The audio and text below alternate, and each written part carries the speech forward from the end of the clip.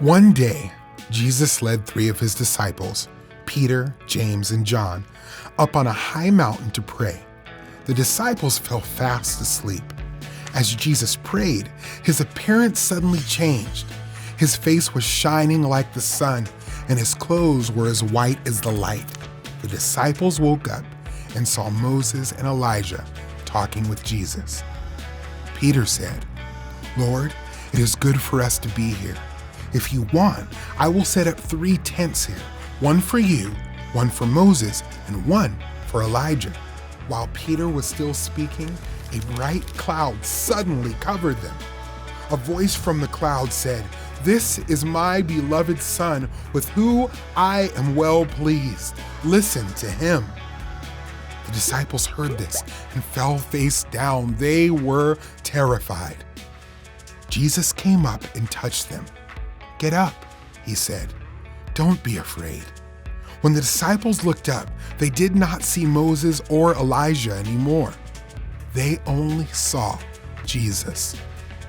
As they were coming down the mountain, Jesus said to them, "Don't tell anyone what you saw until the Son of Man is raised from the dead." The disciples did not tell anyone, but they wondered what Jesus meant. They asked him, "Why do the scribes say that Elijah must come before the Messiah comes?" Jesus explained that Elijah had already come. That is, a prophet like Elijah had come. The people did not recognize him as a prophet, and they mistreated him. Jesus said, "In the same way, the Son of Man is going to suffer at their hands." Then the disciples realized Jesus was talking about John the Baptist.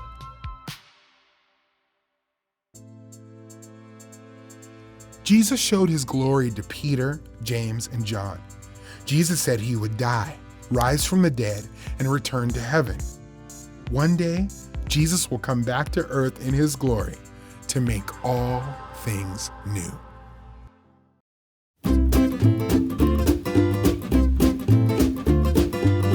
Hi there, I'm Pastor Brian, and it's time for Questions from Kids. Mackenzie from Bloomfield, New Mexico asks, What is God's glory? Mackenzie, God's glory actually has kind of 2 different ideas to it. The first one is this. The Bible speaks of God's glory as his presence. It's often described as a bright light, a brilliant light. I think of Moses back in the book of Exodus where he asks to see God's glory, and God shows him just this bright light and so forth. And Moses, when he comes off of the mountain after getting the 10 Commandments, the Bible says his face shone brightly. Moses' face shone brightly because he was in the presence of God, and it was God's glory being revealed through him. And so that's one aspect. But the greater aspect is this. It's just basically who God is.